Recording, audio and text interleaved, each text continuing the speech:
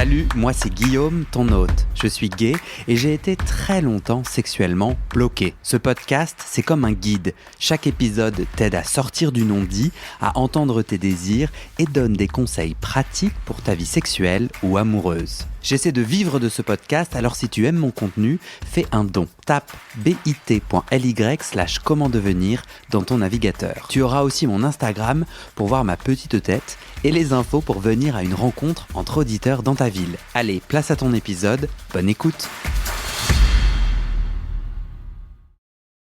Compliqué. T'as dit quoi ? Je me dis que les auditeurs vont se dire que je suis bien compliqué. Ah, pourquoi ? Non, je sais pas. Parce que je suis dans mes contradictions aussi, mais je les assume. Hein. Ouais, moi en tout cas, si tu as besoin d'être rassuré, moi je te trouve ton discours très intelligible et intelligent. Bon, après, des contradictions, enfin, t'es un être humain, quoi. Oui, complètement. Jusqu'à présent. C'est ça. Qui a une prostate. Qui a une prostate. En pleine forme jusqu'à présent. Ouais. Et qui jouit. Alors, attends, je vérifie. Ah oui, les quelques jouissances prostatiques que j'ai pu avoir, ça c'est le pied. Tu es enregistré là ? Ah bah écoute. C'est une bonne intro. C'est une bonne intro, hein. De chapitre 3, d'épisode 3. William. Oui. Toujours bienvenue chez moi. Merci. On s'y sent bien. C'est vrai ? Oui. C'est cool. Écoute, je vais te partager un truc, en plus ça va me libérer. L'endroit où on est là, je trouve, résonne énormément et je m'inquiète que ça s'entende au podcast. Je trouve pas que ça résonne trop dans cette pièce. Ça résonne un peu, mais écoute, on verra. Il faut que... Non, t'inquiète, ton témoignage sera très bien. Mais du coup, dans ma tête, je me disais, il faut que j'achète plein d'œufs avec des petites... tu sais... Pour mettre au plafond les boîtes d'œufs. Faire insonoriser, oui. C'est un très bon... oui, c'est vrai. Sinon, j'ouvre... Ou de la mousse. De la mousse alvéolée. Bon.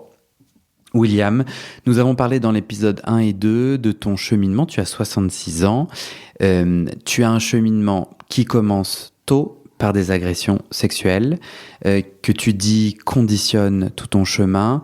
Un chemin de sexualité où tu as quand même terminé le chapitre 2, enfin le précédent épisode, en disant que tu étais content, que tu étais content en tant que soumis, oui. Que toi t'aimes te soumettre à un autre homme, tu racontes comment, mais que tu fais le lien, soit avec les agressions subies, que moi, mon préjugé, mon opinion, c'est qu'on pourrait en sortir, que toi tu dis ça c'est ton opinion, moi je ne la partage pas, et tu dis, moi, mon défi, il est pas là. Mon défi, j'ai envie de reconnecter sentiments et sexualité. Tu as été plusieurs fois marié, tu es aujourd'hui marié, avec des jolis êtres. Oui. Des chouettes personnes, avec qui, à chaque fois, quelques mois après le début de la relation, la sexualité s'étiole pour arriver à plus de sexualité, et une sexualité qui se vit en dehors du couple. Dis-moi. Et malgré tout, je reste. Alors, est-ce que c'est de la soumission ou pas ? Mais je reste et j'accepte la situation, d'une certaine façon. Il y a du demi-soumis avec tes maris ? Pardon, pas tes... Enfin, si. Mais c'était pour dire que t'es pas en trouble, quoi. Non, je suis pas en trouble, non. Donc, tu as un mari aujourd'hui, tu as eu un mari dans le passé. À chaque fois, tu sentais qu'il y avait une forme de domination-soumission non sexuelle ? Il y a eu un petit peu, dans les débuts de la relation, un petit peu, oui. Léger, je dirais. Et puis, très vite, mon précédent mari avait la même sexualité que moi, en fait. Et donc, à un moment donné, comme je n'étais pas dominant, il est allé voir ailleurs. Mais on est quand même restés 15 ans ensemble. Et parce que vous saviez que vous aviez tous les deux une sexualité... Enfin, moi, je le savais pour lui. Oui, il savait pour moi aussi. Vous n'en avez jamais parlé ? On n'en a jamais parlé ouvertement. Ouais. Alors, ça, c'est quelque chose chez moi qui est très, très, très présent. C'est-à-dire que je n'arrive pas à parler de sexualité avec les gens que j'aime. Ah ben voilà.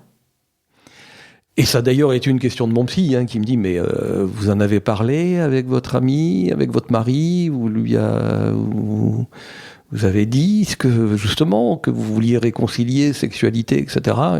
Non, et je n'y arrive pas. Ouais. C'est de l'ordre de l'inhibition, vraiment. C'est à cet endroit, et c'est la dernière fois que je me permets d'essayer d'avoir raison, car je ne pense pas que ça soit une très belle valeur, pas valeur ajoutée, mais j'ai quand même envie d'insister un chouïa plus, quand pour moi je pense que sortir de la répétition est une voie de réparation, c'est ce genre de répétition. C'est qu'à nouveau, c'est à cet endroit que ça se répète. C'était pas en mode domi-soumis, c'est mal, il faut en sortir. Moi, je m'en tape, c'est pas, on s'en fout. À partir du moment où justement il y a consentement et libre arbitre, et aujourd'hui t'es adulte, et ne pas mettre des mots, c'est comme ne pas crier à l'infirmerie. Dans l'épisode 1, dans toutes tes agressions, tu racontes j'aurais pu quoi? Mais tu dis en tout cas j'aurais pu crier, et à la fois on entend quand même dans ton discours que t'aurais pas pu, et que c'est aussi pour ça que tu es là, que les conditions n'étaient pas réunies, quoi. Est-ce que t'avais les cordes vocales pour crier? Certes, mais dans un milieu où tout est homophobie et tout est déni, quelqu'un qui crie n'est... Tu vois? Je pense qu'il y a une forme d'inhibition, oui, clairement. Et que... alors, pourquoi ça? J'en sais rien encore, et peut-être ne le saurais jamais, mais... Mais on s'en fout, c'est pour ça que t'es sur le podcast. Ça y est, je comprends mieux. Tu vas lui faire écouter ce podcast. Ah, qu'est-ce que t'en penses? Peut-être. Je dis pas oui, je dis peut-être. Imagine, il écoute. Imagine, t'as décidé de lui partager et tu es heureux avec cette décision. T'aimerais lui dire quoi? Que je l'aime. Ça, oui. Profondément. Et que je regrette que cet amour ne s'exprime pas aussi sexuellement. Même si c'est pas complètement dans un rapport domi-soumis à la limite, mais ouais. J'aimerais qu'il y ait cette dimension sexuelle. Si tu fermes les yeux, si tu as envie, ou tu les fermes pas, si tu devais m'amener, et sans dévoiler l'intime de ton mari, mais si tu devais me décrire une image de lui où tu le trouves sexuellement très désirable, est-ce que c'est une partie de son corps, est-ce que c'est une façon de s'exprimer, ou est-ce que c'est une pratique sexuelle que tu l'as vu faire? Est-ce qu'il y a un petit morceau de mari sexuellement qui te fait bander que tu peux mettre en mots là? C'est un homme très doux, très sage.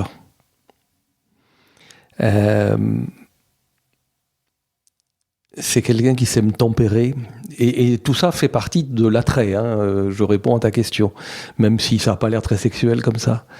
Il est beau, enfin à mes yeux il est beau. Ses yeux sont beaux, son nez, ses épaules, ses poils. Il est imberbe.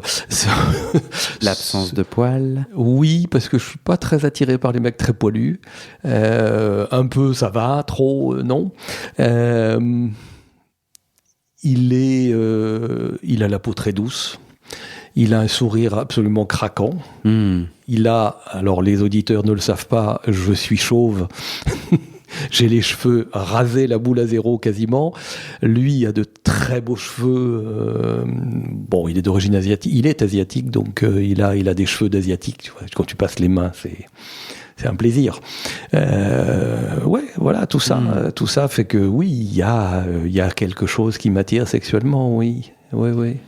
Quand tu t'imagines lui parler de sexualité, dans ton inhibition, est-ce qu'il y a de la peur? C'est-à-dire, tu t'imagines que lui pourrait dire quoi, par exemple, d'effrayant?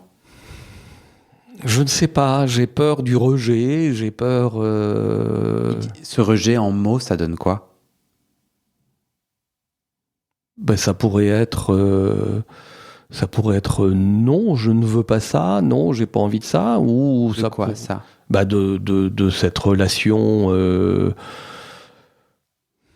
domi-soumis dans l'idéal, de cette relation sexuelle, où ça pourrait être, mais ça pourrait aller jusqu'à, dans ma pire crainte, d'un jugement sur ce que je souhaite, et d'un rejet complet, en disant, écoute, non, je me suis pas marié pour ça, quoi, ou quelque chose comme ça. Ça fait combien de temps que vous êtes ensemble? 5 ans. Et tu penses que lui pense quoi?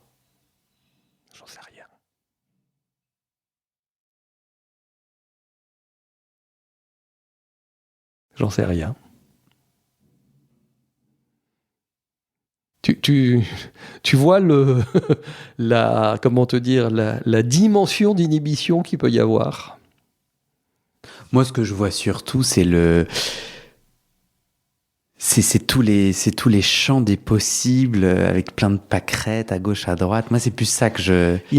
On a une vie. Il est extrêmement respectueux, extrêmement attentionné, extrêmement.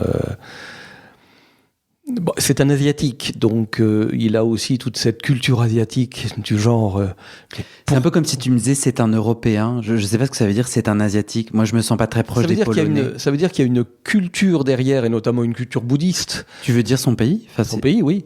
C'est quoi? La Thaïlande. Ok, il est thaïlandais. Il est thaïlandais. Ouais. Et donc, il y a toute cette dimension par exemple, quand je suis en voiture, si je m'énerve, il me dit pourquoi tu t'énerves?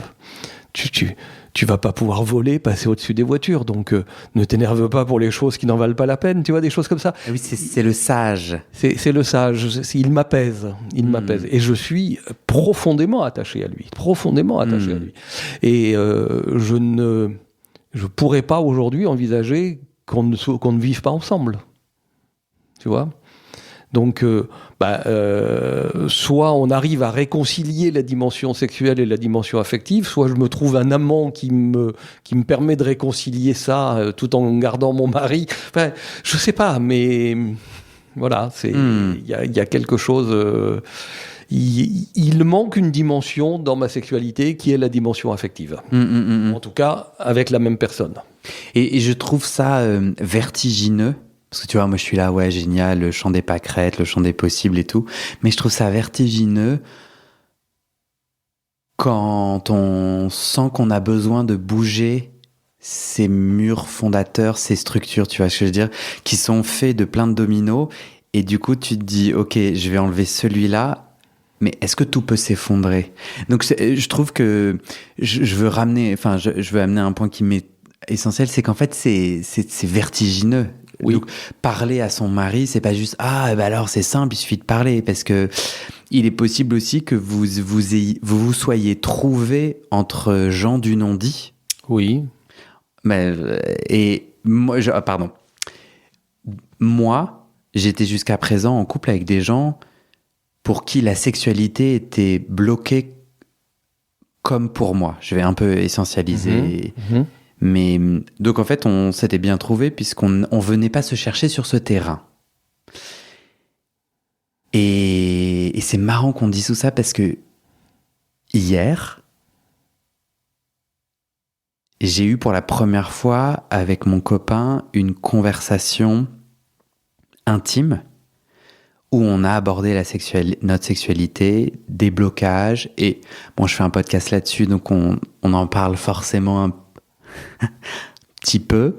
J'imagine. Mais là, j'ai senti qu'on s'attaquait à un des dominos de notre structuration. Et où, pour la première fois, j'étais avec quelqu'un qui a pris le domino, qui l'a tiré d'un coup. Et moi, j'étais là, putain, mais tout va s'effondrer. Ça fait peur. Hein. Ça fait flipper. Et alors, bon, j'ai pas envie de raconter parce que c'est un jardin secret que j'ai pas envie de partager. Mais ce que je veux dire, c'est que c'est à la fois très anodin parce que c'est une histoire de sexualité, de blocage, d'humain, etc. Et donc, je veux juste dire qu'il n'y a pas d'énormes trucs de ouf et tout. Mais en prenant le domino, on a parlé de nos vulnérabilités à des endroits où... Moi, je me souviens que du coup, je me suis levé, je me suis mis à nettoyer la cuisine, tu vois. Et je me disais, putain, c'est dommage, faudrait que je sois proche de lui pour que physiquement, je lui montre. Mais moi, j'avais un peu besoin de sortir de cette conversation. Tu vois, j'étais vraiment à un endroit de vulnérabilité, d'entendre la sienne. Et puis, dans ma tête, je me souviens en plus me dire, mais là, on est en train d'aborder le sujet de non-dit. Et là, faut que tu y ailles, Guillaume, faut que tu dises, en fait. Et j'entendais ma petite tête dire non mais en fait ça peut le blesser, ça peut te blesser, ça peut nous blesser, etc. Et on a baisé juste après. C'est une belle conclusion. Mais vraiment le truc cliché quoi. En fait on s'est rassuré, on a trouvé zéro solution. Tu trouves pas de solution. Non. Mais il y a du liant. Et moi, mon cerveau, genre, j'étais moins bloqué. Je sais pas, une caresse a amené autre chose. Et je me suis dit un peu, on avait tous les deux faim. Je me dis, mais on n'a pas trop le temps, c'est pas trop le moment. Enfin, j'ai la dalle et tout. Mais bon, vas-y, ça va prendre 2 minutes. Puis on se retrouve avec un câlin, quoi. Puis le câlin a dérapé et... Bon, excuse-moi, c'était un peu long et lent. Et vous vous êtes dit les choses autrement. Ouais, tu vois. Et ce que je veux ajouter, c'est qu'il y a eu un moment vertigineux où la structure aurait pu se briser. Parce qu'on est des humains et que le besoin de dire les vulnérabilités qui allaient nous ouvrir la porte, on avait besoin de se mettre à nu, de dire ce qui fonctionnait pas. Parfois, ça peut briser parce que tu es dans un moment où tu vas pas bien et du coup, tu prends ça pour une agression ou bien juste, ça vient de chercher un endroit qui est incommensurablement trop dur, quoi. Ouais. Et la porte se ferme et le couple se brise, ou en tout cas, il y a quelque chose qui se brise.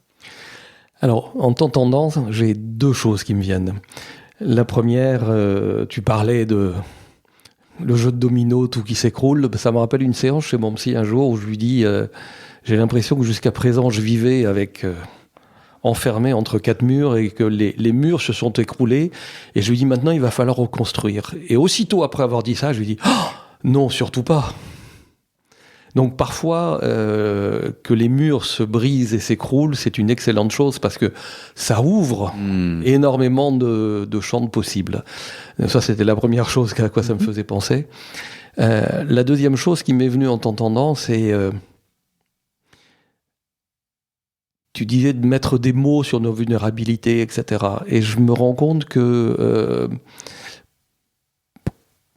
en tout cas, je fais le lien. Comme je n'ai pas réussi à mettre des mots sur agression, victime, etc., j'ai l'impression que je suis incapable de mettre des mots sur ce que je vis dans ma sexualité, en tout cas avec les gens pour qui ça compte, qui compte pour moi. Hein, et ouais.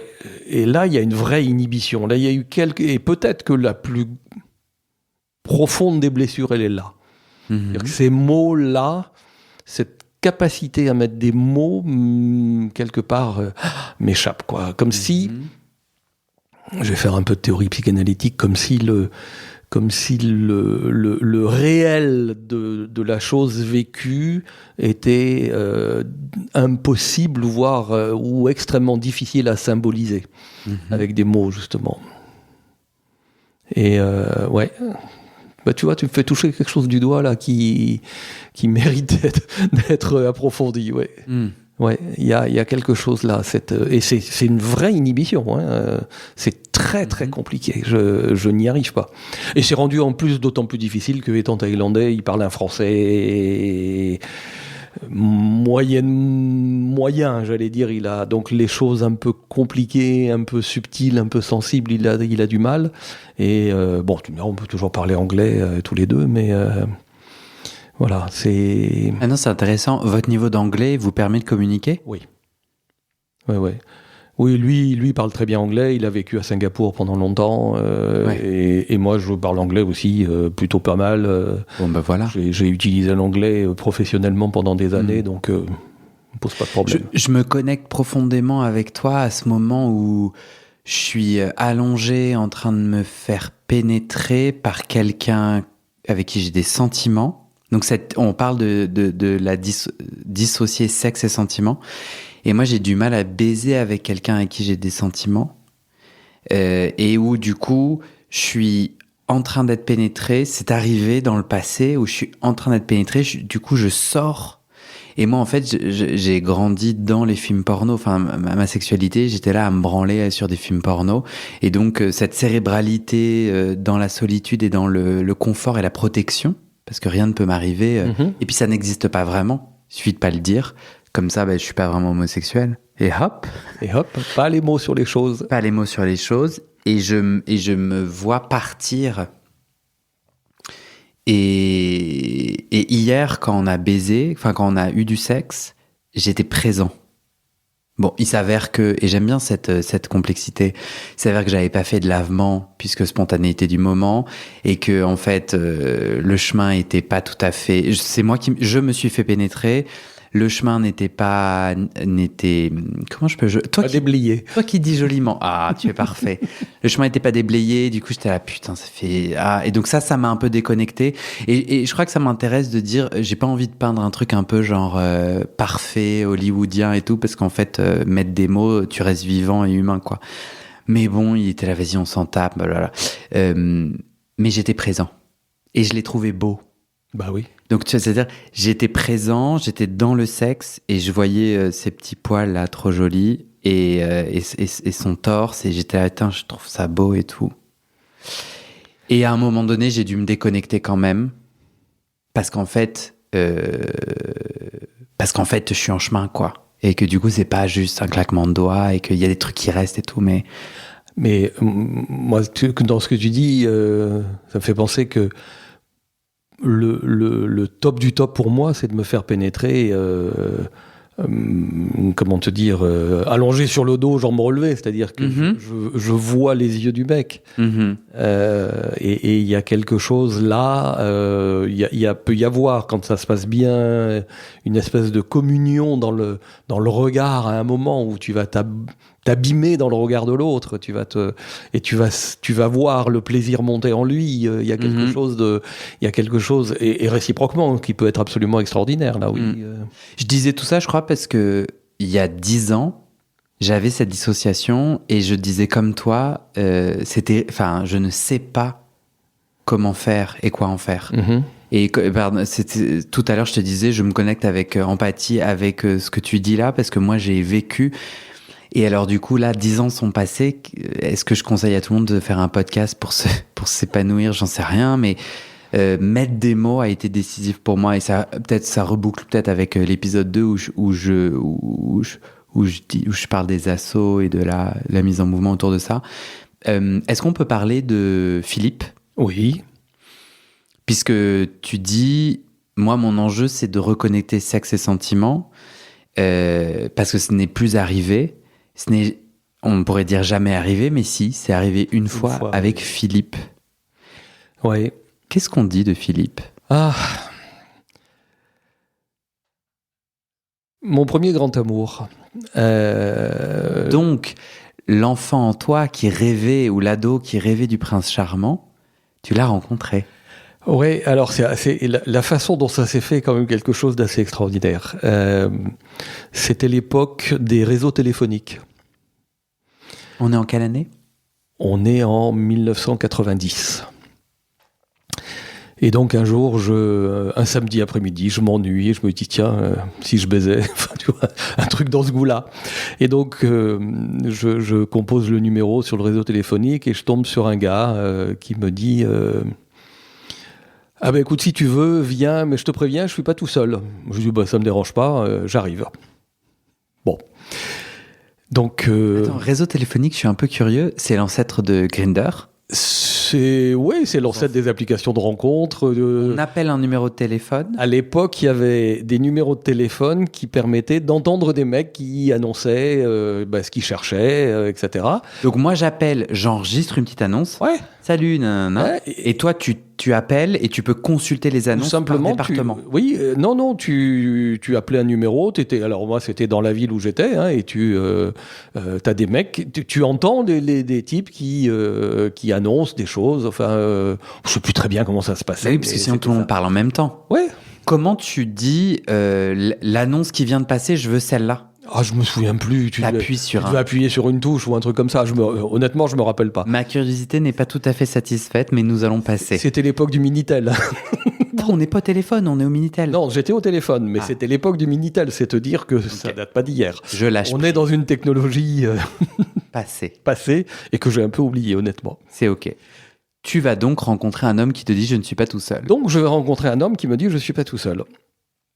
Et j'arrive, ce garçon habitait dans une maison qui était au fond d'un jardin ou au fond d'une cour, donc je passe la porte, je rentre dans le jardin, j'arrive et je monte à l'étage, voilà. Et là, je vois deux garçons. Le garçon avec qui j'avais été au téléphone, qui me tape dans l'œil immédiatement. Et le copain avec qui il était, un petit gars rigolo, vietnamien, métissé de vietnamien, qui un peu une espèce de comment on pourrait dire ça, de garçon un peu dynamique, un peu excité, un peu machin, toujours prêt à rigoler, à sortir une vanne, enfin bon. Et je passe l'après-midi avec eux sans que rien ne se passe de sexuel. Mais je passe un après-midi absolument excellent et l'un et l'autre me disent éventuellement on pourrait se revoir. Je dis oui, pas de problème, volontiers, voilà. Et je rentre chez moi pas trop tard parce que le soir j'avais des amis qui devaient venir manger, donc il fallait que je prépare à manger. Donc je prépare à manger, je reçois mes amis et sur le coup de 10h30 le soir, j'entends sonner chez moi. Qui peut bien venir à 7h? Et donc j'ouvre, j'habitais au 7e étage, j'entends l'ascenseur arriver à l'étage, j'ouvre la porte et qui je vois? Philippe, le garçon vietnamien en question. Et je suis extrêmement surpris, parce que je n'ai pas donné mon adresse. Mais dans la conversation, il avait retenu des machins, et il s'était dit que c'était là. Et il avait, je ne sais pas comment, est-ce qu'il avait mon nom? Non, il n'avait pas mon nom, je ne sais plus comment. Enfin, en tout cas, il arrive, et il me dit « Bonsoir, je peux rentrer ?» Je lui dis oui, écoute, viens, je suis avec des amis. Lesquels amis n'étaient pas. J'avais pas fait mon come out vis-à-vis de ces amis-là, donc. Ils savaient pas que t'étais gay. Ils s'en doutaient. Après, je l'ai su. Après, il y avait longtemps qu'ils s'en doutaient et ils attendaient que enfin j'en dise quelque chose. Mais bon, moi, j'avais rien dit. Et donc le voilà, et puis à un moment donné, les amis s'en vont, il me dit je vais t'aider à débarrasser, etc. Et puis il s'assied près de moi, il me dit j'ai envie de toi. Bon, allons-y. C'était aussi simple que ça. Et il n'est plus jamais reparti. Il s'est installé dans ma vie, il s'est installé chez moi. Il m'a offert des meubles. C'est une histoire complètement folle. Je sais pas comment dire. Il a pris en main. Alors, ouais, je dirais, il a pris en main ma vie. En même temps, il s'est pas non plus imposé. J'étais d'accord, j'avais envie. On avait baisé ensemble. C'était absolument extraordinaire. Ça a été pas vraiment de rapport de domination, même si c'était un garçon qui avait quand même un tempérament solide, pour le dire, c'est un euphémisme, un caractère affirmé. Et le surlendemain, c'était un dimanche, il m'a présenté à sa mère. Enfin, les choses se sont... faites presque à ton insu. Oui, presque à mon insu, se sont enchaînées. Bon... J'ai suivi le mouvement. J'ai été bien content que ça se passe comme ça d'ailleurs. Et ça a été 5 années de bonheur jusqu'à ce que malheureusement il meure du sida. Mais 5 années de bonheur en 95. En 95, oui. Parce que en 90, il était déjà séropositif. On n'avait pas la trithérapie. Non, il ne me l'avait pas dit. Et il est tombé malade au début de l'année 95 ou fin d'année 94, début d'année 95, et il est mort en juillet 95.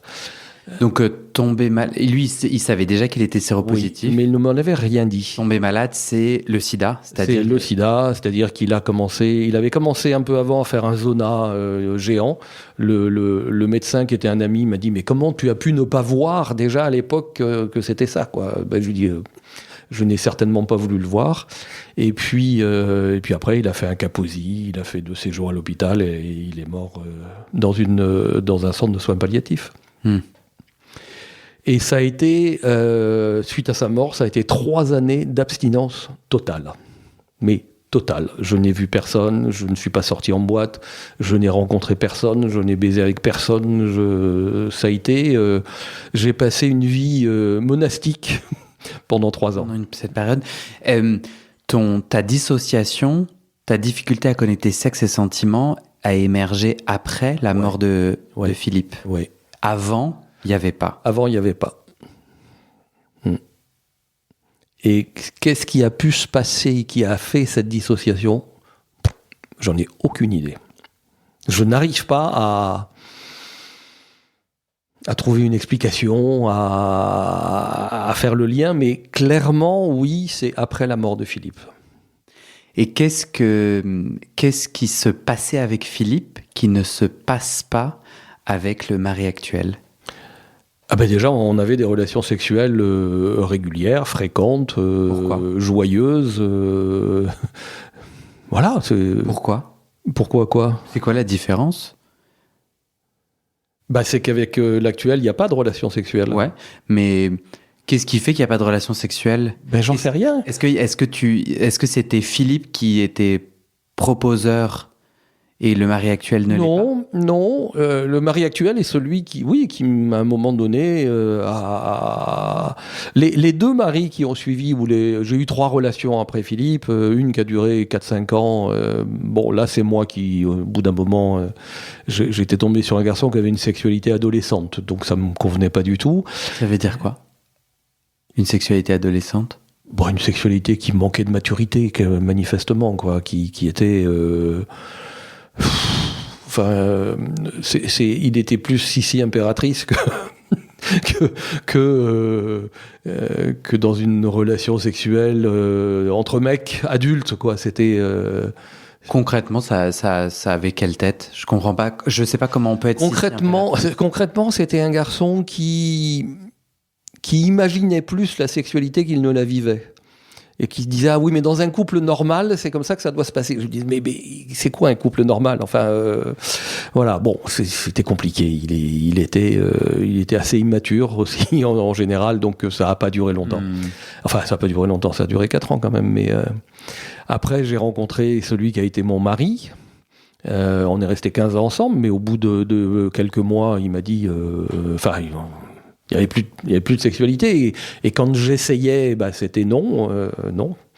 Et ça a fait la même chose avec mon mari actuel.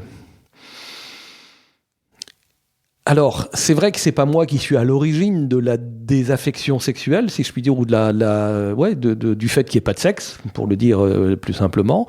En même temps, dans les 2 fois, j'ai accepté.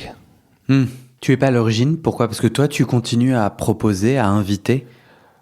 Au bout d'un moment, non. Au bout d'un moment, non. Je n'invite plus, je fais plus. Mais par exemple, tu vois, hier soir, j'étais dans le lit, mon mari est venu se coller contre moi et alors là aussi, entends bien ce que je vais dire, j'ai espéré quelque chose de sa part qui n'est pas venu. Et en même temps, c'était très agréable. Hein, et je me suis dit, j'aurais peut-être pu prendre l'initiative, je l'ai pas fait. Tu espérais quoi ? Qui te touche où ? Qui me propose qu'on fasse l'amour, tout simplement. En le verbalisant ? Comment il aurait pu te l'exprimer ? Par des gestes, par exemple. Et lesquels ? Caresses, une main qui s'égare dans des zones érogènes, un baiser, je sais pas, enfin... Et si c'est toi qui fais ces 3 actions-là, pourquoi c'est pas toi qui les fais ? Mais parce que j'y arrive pas. C'est-à-dire qu'à la fois, il y a la désaffection de son côté et il y a une inhibition du mien. Il se passe quoi dans ta tête ? Tu dis, c'est très agréable. Hier soir, il se colle à moi, c'est très agréable. Oui. L'inhibition, c'est t'as des petites phrases dans la tête ou c'est un ressenti général dans le corps ? C'est un ressenti général qui fait que je n'arrive pas à faire le geste qu'il faut. Ok. Qu'il faudrait ou que j'ai envie de faire. Donc, tu es allongé, tu te dis, vas-y, William, tends la main. Oui. Mais est-ce que c'est... Oui, c'est... Et tu n'y arrives pas. En fait, il y a l'envie d'eux, et je ne le fais pas. Mais en tout cas, tu te verbalises l'idée, enfin, l'idée est dans ta tête. C'est même pas verbalisé, c'est l'envie est là. Enfin, il y a quelque chose sans forcément que ça soit verbalisé. Il n'y a pas de dégoût ? Non, pas du tout. Tu te dis pas, oh là là, ça fait... Ah non, pas du tout. Dégoût. Ok. Pas du tout, au contraire, j'ai envie. Ok. Il n'y a pas d'excuse, tu sais, ton cerveau te dit pas, ah, demain, je me lève tôt. Est-ce que ton cerveau te propose des... Non, c'était le cas, mais bon, une bonne partie de jambes en l'air, même si tu dois te lever tôt, tu la refuses pas. Non, mais c'est... Mais non, je n'y arrive pas. Alors que j'en ai très envie. Tu vois, quand je parle d'inhibition, on est vraiment, enfin, il y a vraiment quelque chose qui m'empêche de. Ben, j'ai un peu envie d'être un enquêteur, là. Vas-y, enquête. Bah non, je suis pas, je suis incompétent. Je me demande, bah depuis tout à l'heure, je me dis, est-ce que la mort de Philippe nous a pas arrêté à un endroit? Est-ce que il y a pas une part de toi qui a décidé que Philippe, ça serait l'amour de ta vie et qu'il y aurait pas autre chose? Je pense qu'il y a quelque chose comme ça. J'ai envie de dire que j'ai enterré quelque chose avec Philippe, oui. Oui, je pense. Je l'ai dit une fois sur le divan, comme si il y avait une espèce de forme de fidélité post-mortem. Ça peut paraître très con à dire comme ça, hein, j'en sais rien, mais ouais, peut-être quelque chose comme ça. C'était un accord avec, enfin, Philippe, il t'a dit des choses en ce sens? C'était son état d'esprit, c'était... Pas du tout. Philippe, sur son lit de mort, m'a dit continue à vivre et sois heureux. Je n'arrive pas, plus de 20 ans après, à évoquer Philippe sans pleurer, sans émotion. Tu vois, autant parler d'effraction dans les agressions sexuelles, là, c'est... Ouais. C'est aussi une effraction. J'ai 35 ans et je m'attends pas à ça. Et un peu l'impression qu'on m'a arraché le cœur. Il est mort en combien de temps? Il a fait un premier séjour de 3 semaines à l'hôpital. Il avait un Kaposi. Après, il a eu une acide péricardique. Et il s'en est sorti. Il est rentré à la maison, mais il était complètement... pas bien. La trithérapie commençait à peine à l'époque. Et je ne sais pour quelle raison on ne pouvait pas lui donner. Et il est ensuite rentré pour un nouveau séjour à l'hôpital. Et là, le médecin m'a dit il faut l'envoyer dans un centre de soins palliatifs. Donc, je suis resté avec lui. Et j'avais de la chance. Je travaillais à l'époque et j'ai eu des associés qui m'ont dit vas-y, quoi. Et je suis resté 15 jours à peu près à ses côtés, et en 15 jours, il était parti. Donc tu me dis 3 semaines et 15 jours. Ouais, on va dire en 2 mois, pour le temps où il est resté à la maison, en 2 mois, ça a été fulgurant. Vraiment fulgurant.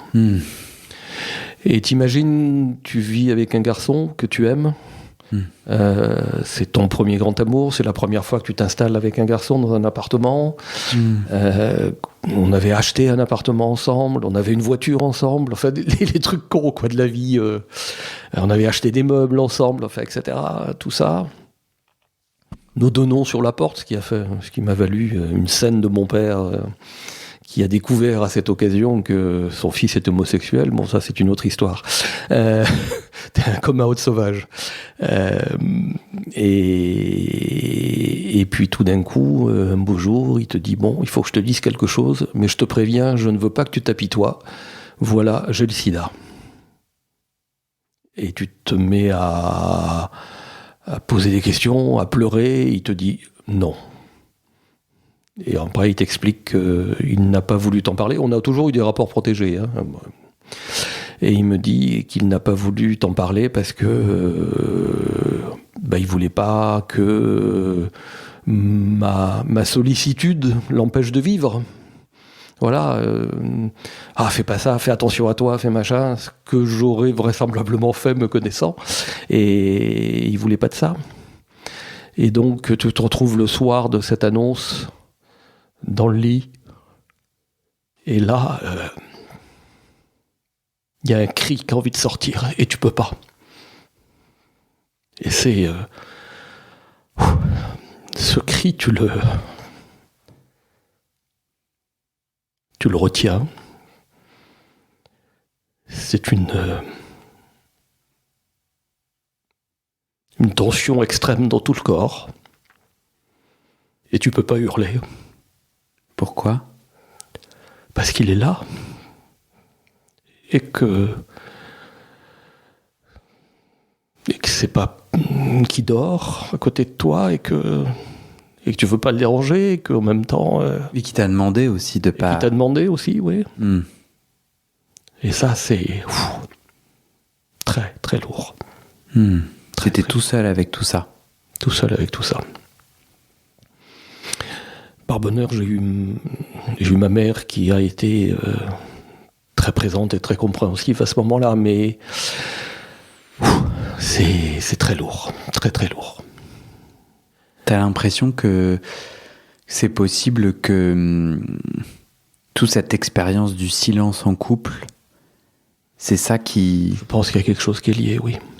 Après, c'est vraiment... je m'excuse presque de cette psychologie de placard, mais... Non, mais je pense qu'il y a quelque chose qui est lié. En tout cas, j'essaye d'en explorer les liens, parce que oui, c'est après lui que ça s'est passé. Avant, j'avais pas ce problème. J'ai eu des amants. Bon, on n'était pas follement amoureux, mais j'ai eu des amants, et la dimension affective existait, même si c'était pas des histoires qui ont duré.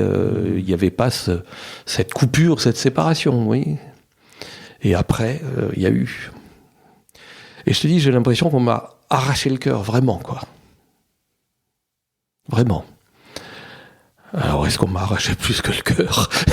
J'en sais rien, mais... Ça correspond ? Ben oui, Parce ça que correspond. tu parles d'une déconnexion sexe et cœur, tu parles d'arracher le cœur, ça correspond ? Même si j'aime mon mari, tu vois, c'est... Mais il y a... Ouais, il y a des portes que tu lui laisses fermer, peut-être. Tu l'aimes fortement et il y a quelque chose en plus qui pourrait s'ajouter avec des mots, non ? Comme si ouvrir ces portes avec des mots me rendait d'une vulnérabilité terrible. Bah ouais. Et ravive cette plaie, cette douleur. Toujours là. Et il t'a dit d'autres choses, Philippe ? Moi, j'ai l'impression qu'il est là avec nous. Il t'a dit vie ? Ouais. Il t'a dit d'autres choses ? T'y as cru à ce qu'il t'a dit ? Oui.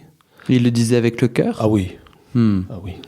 Oh, c'était pas un garçon qui dissimulait les choses ou qui te disait les choses avec circonvolution. C'était direct, et quand il avait envie de te dire tu m'emmerdes, il te le disait clairement, et quand il te disait je t'aime, il te le disait clairement. Et un jour, je me souviens qu'on a eu une dispute en rentrant d'une soirée chez des amis où on était invités, où il me dit tu te rends compte, t'as passé toute la soirée à parler avec tout le monde et tu t'es pas occupé de moi. On s'est littéralement battu à un moment. Et on a fait l'amour après. Mais bon, après, j'ai compris aussi qu'il savait que ses jours étaient comptés et que il espérait, il attendait de moi que je sois très présent. Et c'était logique. Et moi, ne le sachant pas, non pas que j'allais chercher à draguer dans cette soirée, c'était pas le cas, mais bon, j'avais pas trop prêté attention à lui. J'étais voilà. Et puis c'était une soirée où il y avait beaucoup de gens qui ne savaient pas que j'étais homosexuel, donc je voulais pas trop m'afficher. Enfin bon, voilà, et tout ça. Si tu le convoques, Philippe,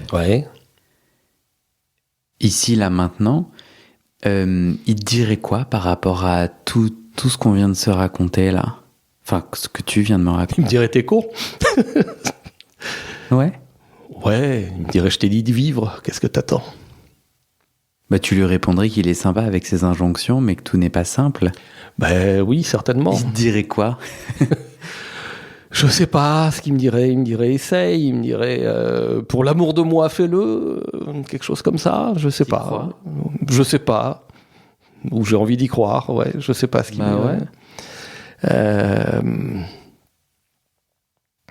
Philippe était un garçon qui s'embarrassait pas des conventions, des convenances, des trucs. Et quelque part, il était très dominant dans sa façon d'être. C'était pas un garçon il était pas très grand, pas très musclé, pas très il avait même par certains côtés des côtés un peu efféminés. Mais par contre, il avait un caractère bien trempé et quand il voulait quelque chose, il le voulait, quoi. Et c'est lui qui... J'avais 30 ans quand on s'est rencontrés, qui m'a fait accepter ma sexualité en disant et tes amis sont pas au courant Ton orientation sexuelle ou tes pratiques sexuelles? Mon orientation sexuelle. Mes amis étaient pas au courant, mes parents n'étaient pas au courant, si ma mère oui, mais mon père était pas au courant, mes frères et sœurs n'étaient pas au courant, enfin j'étais un cryptopédé. Je me cachais, quoi. C'était je suis d'une génération où ça se disait pas trop, c'était mal vu, même si j'ai connu la libération sexuelle, le groupement de libération homosexuelle, les premiers pas de Aide. Enfin, je suis un jeune homme, donc j'ai connu tout ça historiquement, mais il m'a fallu du temps avant d'arriver je vais le dire comme ça volontairement, à avouer mon homosexualité. Je le vivais comme une tare. J'ai fait du chemin depuis, heureusement.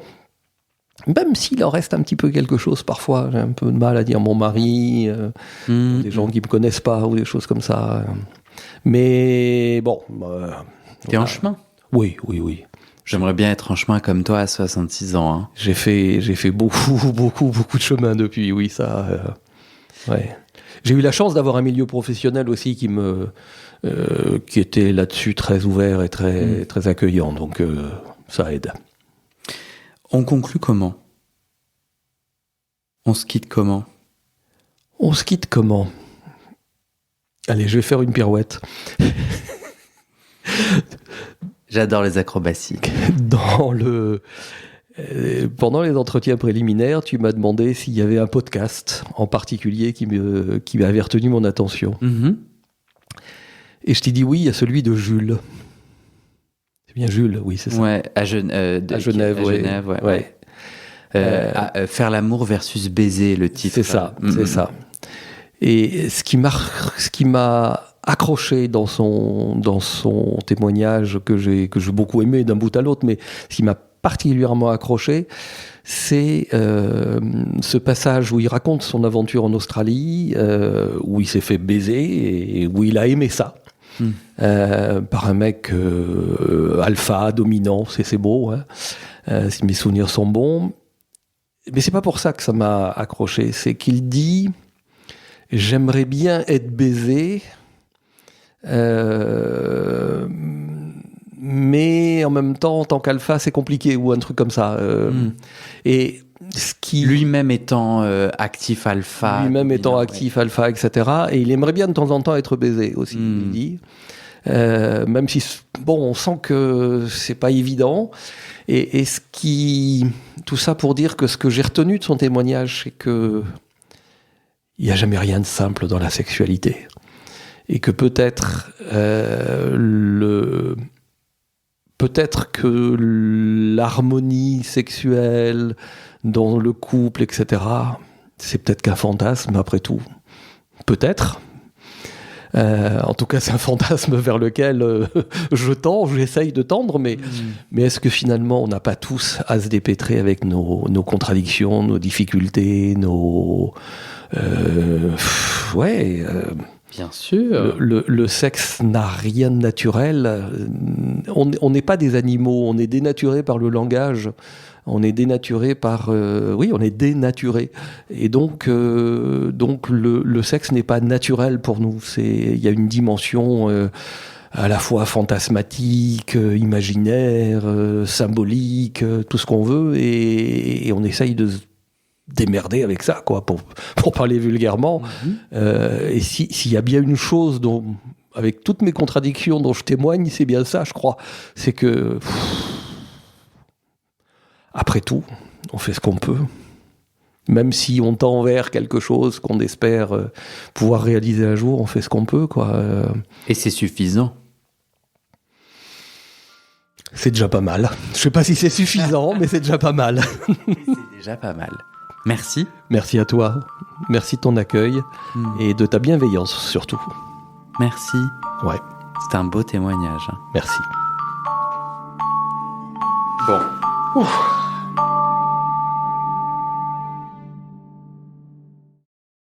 Et c'est la fin de cet épisode.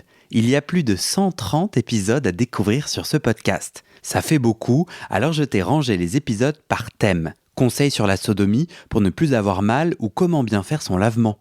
Le BDSM, la bisexualité, couple ouvert ou exclusif, le racisme, le polyamour, etc. etc. C'est génial et c'est sur le site du podcast. Tu tapes bit.ly/comment devenir dans ton navigateur.